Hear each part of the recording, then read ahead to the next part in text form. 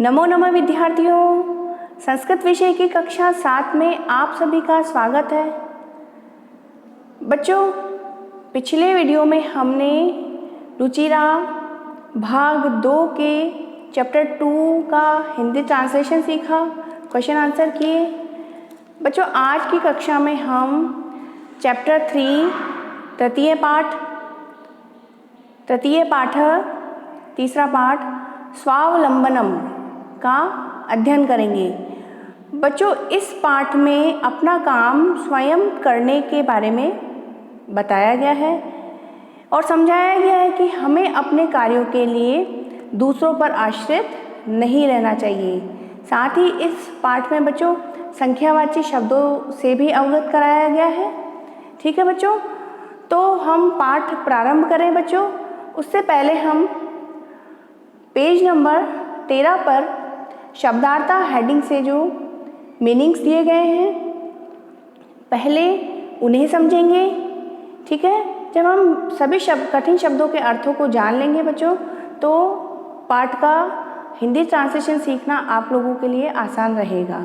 ठीक है बच्चों, तो पहले हम कठिन शब्दार्थों को समझ लेते हैं इस पाठ में जो आए हैं। ठीक है, तो turn the page all of you, page number 13। ठीक है बच्चों, तो सबसे पहला मीनिंग है समृद्ध है। समृद्ध है का अर्थ होता है बच्चों धनी, जो रिच, बहुत पैसे वाला होता है ना, उसे क्या बोलते हैं? समृद्ध है। ठीक है, नेक्स्ट है चत्वारिंशत्। चत्वारिंशत् इसका अर्थ होता है 40, जो 40 होता है उसे संस्कृत में बोलते हैं चत्वारिंशत्। ठीक है बच्चों, नेक्स्ट है अष्टादश। अष्टादश का अर्थ होता है 18, 18। ठीक है, नेक्स्ट है बच्चों प्रकोष्ठेषु। इसका अर्थ होता है कमरों में, इन द रूम्स। ठीक है बच्चों, साथ ही साथ संस्कृत के शब्द का हिंदी में अर्थ और साथ ही में उसका इंग्लिश वर्जन भी वर्ड यहाँ पर दिया गया है बच्चों, आप आसानी से समझ सकेंगे। ठीक है, लेकिन नोटबुक में आपको ओनली संस्कृत शब्द और उसका हिंदी में अर्थ ही मेंशन करना है, जिसकी पीडीएफ मैं आप लोगों को सेंड करूँगी, उसके अकॉर्डिंगली ही आपको नोटबुक में लिखना है। ठीक है बच्चों, तो हमने स्टार्टिंग के 4 शब्द समृद्ध है, चत्वारिंशत्, अष्टादश और प्रकोष्ठेषु, कमरों में, यहाँ तक अर्थ समझ लिए हैं। नेक्स्ट शब्द है हमारा पंचाशत्। पंचाशत् का अर्थ होता है बच्चों 50, 50। नेक्स्ट है गवाक्षाः। गवाक्षाः, साथ ही आप उच्चारण भी सीखे बच्चों। गवाक्षा का अर्थ होता है खिड़कियाँ, विंडोज़। नेक्स्ट है चतुश्चत्वारिंशत्। चतुश्चत्वारिंशत्, ठीक है, तो इससे चतुश्चत्वारिंशत् को बोलते हैं 44, 44। नेक्स्ट है षट्त्रिंशत्। षट्त्रिंशत् इसे बोलते हैं 36, 36। नेक्स्ट है कृषक दंपति, किसान पति पत्नी। ठीक है, दंपति का अर्थ पति पत्नी होता है ना, तो फार्मर कपल जो होगा उसे बोलते हैं कृषक दंपति। नेक्स्ट है आतिथ्यम। आतिथ्यम का अर्थ होता है अतिथि सत्कार। नेक्स्ट है कर्मकर है, अर्थात काम करने वाला, वर्कर। नेक्स्ट है भवताम। भवताम का अर्थ होता है बच्चों आपके, योर्स। नेक्स्ट है भृत्यः। भृत्य का अर्थ होता है बच्चों नौकर या सेवक, जो सर्वेंट होता है उसे क्या बोलते हैं? भृत्यः।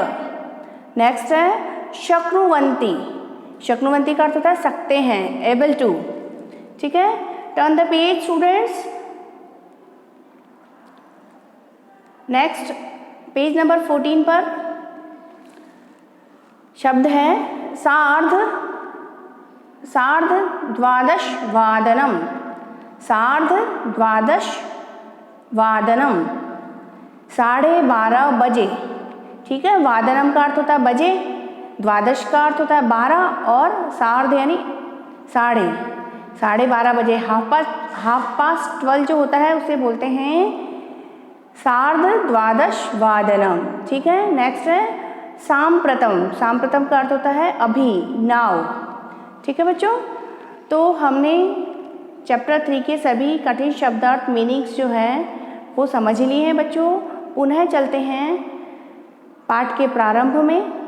और पाठ का अनुवाद सीखते हैं। ठीक है बच्चों। तृतीयः पाठः तीसरा पाठ स्वावलंबनम। ठीक है। नेक्स्ट पाठ की पहली लाइन, कृष्णमूर्तिः श्रीकंठश्च मित्रे आसताम्। कृष्णमूर्तिः श्रीकंठश्च मित्रे आसताम्। ठीक है। तो इसका अर्थ हुआ कि कृष्ण मूर्ति और श्रीकंठ है, दो बच्चों के नाम है ये, कृष्ण मूर्ति और श्रीकंठ। तो कृष्ण मूर्ति और श्रीकंठ है, वो दोनों आपस में मित्र थे। ठीक है। अगली पंक्ति है पैराग्राफ फर्स्ट की, श्रीकंठस्य पिता समृद्धः आसीत्। जो श्रीकंठ के जो पिता हैं वो समृद्ध आसीत्, समृद्ध थे, धनी थे, पैसे वाले थे। ठीक है। नेक्स्ट अगली पंक्ति, अतः तस्य भवने सर्वविधानि सुख साधनानि आसन्। अतः इसलिए, तस्य भवने, तस्य मतलब उसके, किसके, श्रीकंठ के, भवने भवन में, घर में, सर्वविधानि सभी प्रकार की, ऑल टाइप्स की, सुख साधनानि आसन् सुख के साधन थे। यानी कि श्रीकंठ के जो पिता थे वो समृद्ध थे, धनी थे, पैसे वाले थे, इसलिए श्रीकंठ के घर में सभी प्रकार के, ऑल टाइप्स के सुख साधन थे, सभी प्रकार के सुख के साधन थे। तस्मिन् विशाले भवने, उसके विशाल भवन में, चत्वारिंशत् स्तंभा आसन। उसका इतना बड़ा विशाल भवन था कि उसमें चत्वारिंशत् यानी कि 40 पिलर्स थे, स्तंभ, खंबे, जो पिलर्स होते हैं, है ना। तो इतना विशाल भवन था, उसमें कितने खंबे थे, कितने पिलर्स थे, चत्वारिंशत् 40 खंबे थे। ठीक है। तस्य अष्टादश प्रकोष्ठेषु 50 गवाक्षाः, 44 द्वाराणि, 36 विद्युत व्यजनानि च आसन्। तस्य अष्टादश प्रकोष्ठेषु, तस्य का अर्थ हुआ उसके, अष्टादश यानी 18, प्रकोष्ठेषु यानी कमरे, जो उसके जो 18 रूम्स थे उनमें 50 गवाक्षाः, 50 का अर्थ होता है बच्चों 50 गवाक्षा यानी खिड़कियाँ, विंडोज़, यानी कि उसके रूम्स कितने थे, 18 रूम्स में 50 विंडोज़ थी। ठीक है। नेक्स्ट है 44 द्वाराणि। द्वाराणि मीन्स दरवाजे, डोर्स कितने थे, 44। अभी मैंने बताया 44 का अर्थ होता है 40, और उसमें चतु और मिल गया तो 44 यानी कि 44 दरवाजे थे। नेक्स्ट है 36 विद्युत व्यजनानि च आसन। व्यजनानि, व्यजन का अर्थ होता है पंखे। ठीक है। तो 36 यानी कि जो 36 उसके क्या थे, विद्युत व्यजनानि, बिजली के पंखे थे, यानी कि इतना विशाल उसका श्रीकंठ का भवन था, उसका घर था। तत्र 10 सेवकाः निरंतरम कार्यं कुर्वन्ति स्म। तत्र का अर्थ होता है वहाँ पर 10 सेवकाः, 10 का अर्थ होता है 10 उसके क्या थे, नौकर थे। ठीक है। तो 10 उसके सेवक, नौकर, जो सर्वेंट्स थे, निरंतरम कार्यम कुर्वन्ति स्म, रेगुलर वहाँ पर कार्य करते थे, यानी कि 10 तो उसके नौकर ही थे। परम कृष्णमूर्तेः माता पिता च निर्धनौ कृषक दंपति। परम का अर्थ हुआ परंतु, कृष्णमूर्ते जो श्रीकंठ का मित्र था उसका क्या नाम था, कृष्णमूर्ति। ठीक है। जो कृष्णमूर्ति था उसके जो माता पिता थे वो दोनों ही क्या थे, निर्धनों कृषक दंपति। निर्धन किसान परिवार से थे, पति पत्नी थे। किसान तो गरीब बोलते हैं ना भाई, किसान है, बहुत गरीब है वो। ठीक है ना। तो जो कृष्णमूर्ति था उसका मित्र, श्रीकंठ का जो मित्र था कृष्णमूर्ति, उसके जो माता पिता थे वो गरीब किसान थे। तस्य गृहम आडंबर विहीनम साधारणं च आसीत्। उसका जो घर था, किसका, जो श्रीकंठ है धनी पैसे वाला, उसका जो मित्र कृष्णमूर्ति, यानी कि जो कृष्णमूर्ति का जो घर था वो कैसा था, आडंबर विहीन, साधारण आसीत, साधारण आडंबर विहीन, सिंपल सीधा साधा उसका घर था।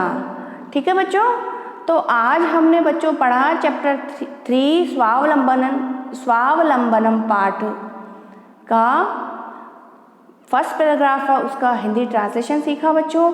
इस पाठ में आए हुए कठिन शब्दों को सीखा। ठीक है बच्चों, चैप्टर के जो मीनिंग्स हैं, हार्ड वर्ड्स हैं, वो आपको पीडीएफ के अकॉर्डिंगली मैं सेंड करूँगी, उसके अकॉर्डिंगली आपको नोट डाउन करने हैं और उन सभी मीनिंग्स को लर्न करना है बच्चों आपको। ठीक है, शेष पाठ को हम अगली कक्षा में कंप्लीट करेंगे। तब तक के लिए शुभम मंगलम।